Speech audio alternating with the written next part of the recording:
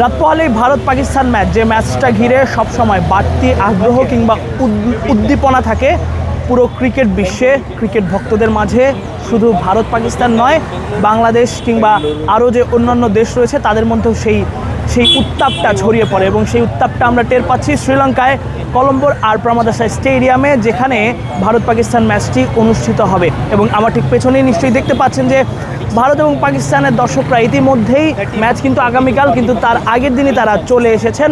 কারণটা বুঝতে বাকি থাকে না, তারা নিজেদের মধ্যেই বিভিন্ন গণমাধ্যম, যেগুলো ভারত এবং পাকিস্তানি গণমাধ্যম রয়েছে, তারা সেগুলোতে সাক্ষাৎকার দিচ্ছেন এবং কথার লড়াইয়ে জড়িয়ে পড়ছেন। এখন যে কোনো ব্র্যান্ডের পুরাতন এসি বদলে নতুন ওয়ালটন এসিতে উপভোগ করুন 25% ছাড়।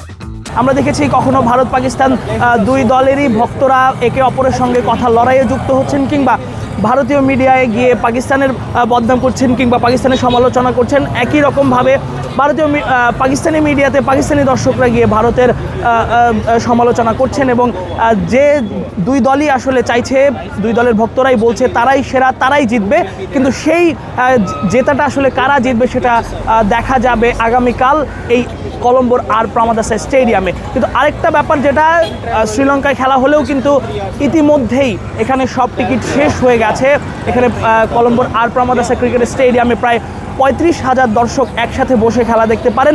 সেই সবগুলো টিকিট গতকালকেই শেষ হয়ে গেছে। তারপরেও আজকে আমি যতটুকু জানতে পেরেছি যে প্রায় 10,000-এর আবেদন পড়েছে, 10,000-এর মতো শ্রীলঙ্কা ক্রিকেট বোর্ডে, যে কোনোভাবে টিকিটের ব্যবস্থা করা যায় কিনা। সেই ব্যবস্থাটাও আসলে শ্রীলঙ্কা ক্রিকেট বোর্ড করতে পারছে না, এতটাই আসলে ভিড়। এবং আমরা সবসময় দেখি যে ভারত পাকিস্তান ম্যাচ হলেই অনেক সেলিব্রিটি আসেন, অনেক বড় বড় তারকারা আসেন, কিংবা কূটনৈতিক ব্যক্তিরাও আসেন। আমরা আশা করছি যে আগামীকালকেও শ্রীলঙ্কায় এরকম অনেক বড় বড় তারকা আমরা দেখতে পাবো। ইতিমধ্যেই পাকিস্তান ক্রিকেট বোর্ড পিসিবির চেয়ারম্যান মহসিন নাকভি, তিনি চলে এসেছেন কিছুক্ষণ আগেই আমি যতটুকু জানতে পেরেছি, এবং তিনি এখানে থাকবেন। একই সাথে আইসিসি চেয়ারম্যান জয় শাহরও থাকার কথা রয়েছে, এবং সেখানটায় শুধু বাংলাদেশ, এমনকি বাংলাদেশের প্রেসিডেন্ট যিনি আমিনুল ইসলাম বুলবুল, তাকেও কিন্তু এখানে স্বাগত জানানো হয়েছে, কিন্তু তিনি আসবেন না বলে জানা গেছে। যেহেতু বাংলাদেশ নেই, তিনি সরাসরি আইসিসির এই আমন্ত্রণকে না জানিয়ে দিয়েছেন যে তিনি আসতে পারছেন না কলম্বোয়।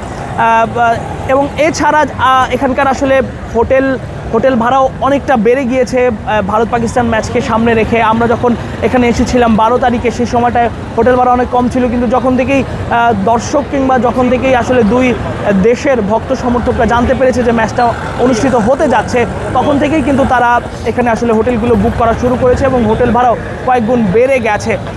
এমনকি টিকিটের ফ্লাইট নিয়েও একটা সংকটের সৃষ্টি হয়েছে। সব কিছু মিলে ভারত পাকিস্তান ম্যাচের যে উত্তাপ, সেটা বেশ ভালো মতোই টের পাওয়া যাচ্ছে, এবং এটাই স্পষ্ট যে এই ম্যাচটা যদি মাঠে না গড়াতো, সেটা আসলে কতটা ক্ষতি হতো আইসিসির জন্য, সেটা কতটা ক্ষতি হতো ক্রিকেট বিশ্বের জন্য, যারা আসলে ক্রিকেটটা ভালোবাসে, যারা আসলে ক্রিকেটটা দেখতে চায়। এবং আরেকটা ব্যাপার একটু জানিয়ে রাখতে চাই যে এখানকার আকাশ মেঘলা, কালকে একটু বৃষ্টির সম্ভাবনা দেখা যাচ্ছে, কিন্তু আবহাওয়ার যে আপডেট আমি একটু আগে দেখলাম, তাতে সন্ধ্যার পরে আসলে বৃষ্টির তেমন সম্ভাবনা নেই।